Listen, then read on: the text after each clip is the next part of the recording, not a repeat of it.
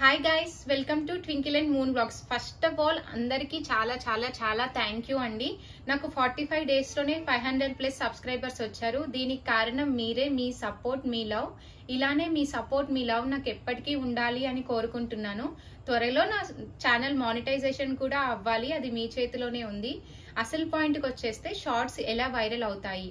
First thing వచ్చేసి మీరు first 1 month channel పెట్టిన 1 month ఫస్ట్ 1 month కంటిన్యూస్ గా షార్ట్స్ అప్లోడ్ చేయండి. డైలీ 2 షార్ట్స్ అప్లోడ్ చేయండి. లేదు కష్టం అవుతుంది అంటే అట్లీస్ట్ 1 షార్ట్ అయినా అప్లోడ్ చేయడానికి ట్రై చేయండి.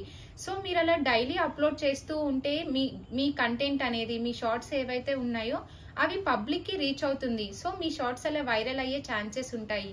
సెకండ్ థింగ్ వచ్చేసి షార్ట్స్ ఏ టైంలో అప్లోడ్ చేయాలి. దీనికి మనకి షార్ట్స్ అప్లోడ్ చేసిన 15-20 days కి ఒక అనలైటిక్స్ అనేది వస్తుంది అండి. ఆ అనలైటిక్స్ రావడానికి ఇంత టైం పడుతుంది. మీకు ఆ అనలైటిక్స్ లో ఎప్పుడు షార్ట్స్ అప్లోడ్ చేయాలి అనేది మాత్రం కనిపిస్తుంది. అక్కడ పర్పుల్ కలర్ లైన్స్ ఉంటాయి. ఆ లైన్స్ వచ్చేసి థిక్, కొంచెం లైట్, ఇంకా లైట్ అలా ఉంటాయి. థిక్ గా ఉన్నవి అనంటే ఆ టైంలో మీ షార్ట్స్ ని ఏవైతే ఉన్నాయో అవి జనాలు ఎక్కువగా చూస్తున్నారు అనేసి దానికి మీనింగ్ అండి. ఈ అనలైటిక్స్ రావడానికి అయితే టైం పడుతుంది. సో అందుకోసమే మీరు షార్ట్స్ అయితే డైలీ అప్లోడ్ చేయడానికి ట్రై చేయండి. థర్డ్ థింగ్ వచ్చేసి మీ ఓన్ కంటెంట్. మన ఓన్ కంటెంట్ ఎప్పుడు మనల్ని ఫెయిల్ అయితే చెయ్యదు అండి. సో మీరు ఒక కంటెంట్ ని ఎంచుకొని ఆ కంటెంట్ మీదనే వీడియోస్ చేయడానికి ట్రై చేస్తూ ఉండండి. మీరు ఏదైతే చేయాలి అనుకుంటున్నారో దాని మీదనే ఎక్కువ వీడియోస్ చేయండి.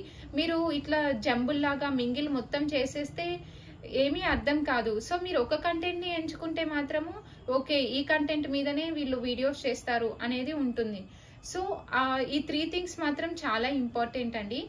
ఇవి 3 మీరు చేస్తే మాత్రం ఖచ్చితంగా మీ షార్ట్స్ అనేవి వైరల్ అవుతాయి. Thanks for watching.